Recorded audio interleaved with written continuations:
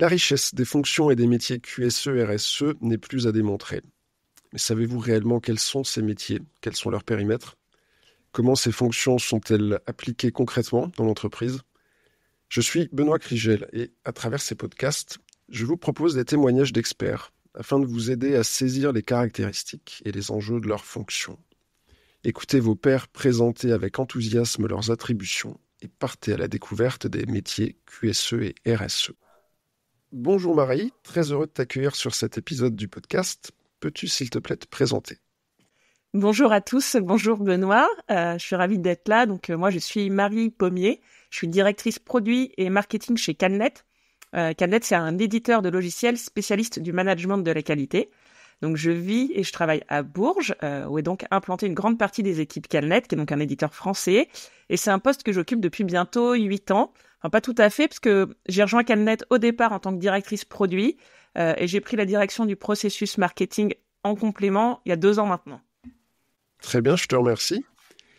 Peux-tu me dire, Marie, s'il te plaît, quel est ton rôle au sein du système de management de la qualité chez Calnet? Alors, le management de la qualité chez Calnet, c'est un peu particulier parce que c'est à la fois notre sujet de travail, d'études, puisque nos logiciels sont utilisés au quotidien par des professionnels de la qualité, mais c'est aussi en interne une structuration importante de notre activité. Parce qu'il faut savoir que Calnet, ça a été créé il y a 28 ans par 2 jeunes qualiticiens. Et donc vraiment, l'entreprise s'est structurée et a grandi autour de la qualité. Ça fait partie de notre ADN. On est certifié ISO 9001 et notre organigramme, il est calqué sur notre approche processus. C'est-à-dire qu'on n'a pas de direction, etc. On n'a que des processus. Notre organigramme, c'est notre organisation en processus. Donc moi, par exemple, quand je me suis présentée tout à l'heure, j'ai dit que j'étais directrice produit.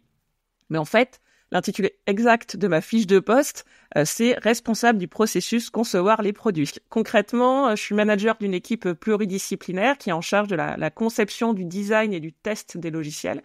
Et donc la notion d'assurance qualité, elle est centrale, moi dans mon activité, dans celle de mon équipe, parce que notre objectif, c'est de produire le logiciel le plus adapté aux besoins des utilisateurs et avec la meilleure qualité possible. Et donc vraiment, je pilote les performances de l'équipe de façon transversale, aussi bien sur la partie évolution, c'est-à-dire les nouvelles fonctionnalités qu'on peut ajouter dans le logiciel, que sur la partie maintenance corrective, qui regroupe toutes les anomalies qui peuvent nous être remontées par nos clients. Et donc, on a des flux de gestion et des procédures pour chacun de ces sujets, chacun de ces projets. Ce qui est intéressant, c'est qu'il faut savoir qu'on travaille en méthode Agile Scrum depuis 10 ans maintenant. Et en fait, il y a beaucoup de ponts et de points communs en fait, entre l'agilité et la qualité. Par exemple, on travaille en sprint de 2 semaines et à la fin de chaque sprint, il y a un rituel en Scrum qui s'appelle la rétrospective. C'est un temps pendant lequel l'équipe se réunit pour faire le point sur ce qui s'est bien passé, moins bien passé et définir ensemble les choses à améliorer. Et en fait, ce rituel agile, il se rapproche vraiment du concept du PDCA, par exemple. On se pose, on voit ce qui a marché, ce qui n'a pas marché, on améliore et on recommence. Et donc, cette coexistence en fait de notre organisation qualité et de l'agilité pour nos équipes de production, c'est quelque chose qui est vraiment important et central, moi, dans ma fonction chez Calnet. Je te remercie, très intéressant.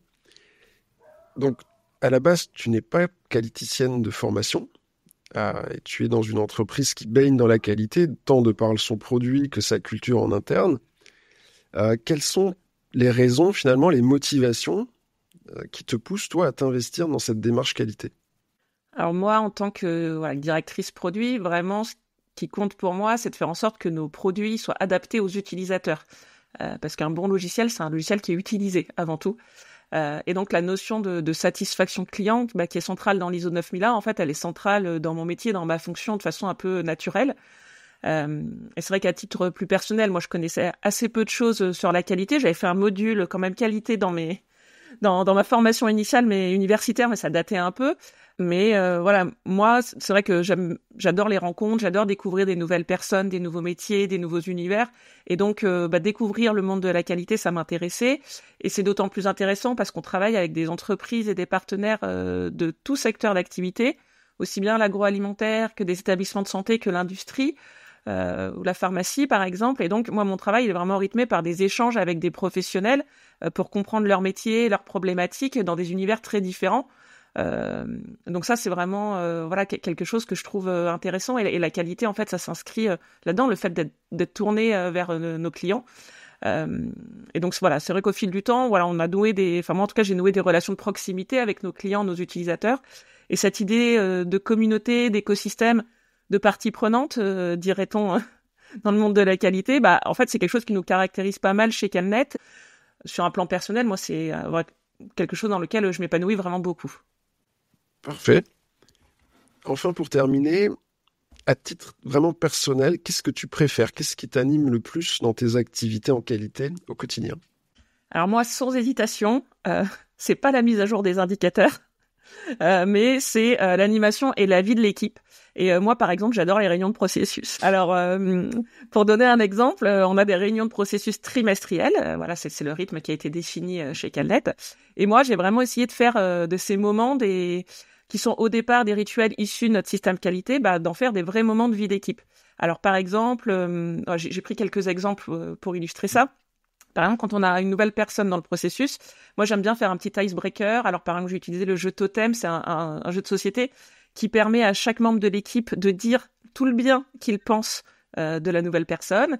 Voilà, j'organise aussi des réunions de processus hors les murs, parce que je trouve que quand on est dans un autre cadre, dans un autre lieu, en fait, ça casse les habitudes, ça permet d'ouvrir la réflexion, et quand il faut des fois parler de sujets un peu difficiles ou un peu complexes, qui remettent en cause pas mal de choses et les méthodes de travail, etc. En fait, d'être ailleurs, ça ouvre la discussion sur le fonctionnement du processus, sur les améliorations possibles. Donc voilà, ça c'est des petits exemples. Mais moi, voilà, vraiment, j'aime bien ça, les réunions de processus, et d'en faire des vrais moments de partage. Et cette idée d'équipe, de collectif, d'être tous engagés vers un même objectif, ça compte beaucoup en qualité, et ça compte beaucoup pour moi à titre individuel. Et de manière générale, chez Calnet, ça compte beaucoup aussi. Eh bien, Marie, je te remercie pour cet échange très riche. De rien, avec plaisir. Et je vous dis à bientôt pour un prochain épisode de ce podcast.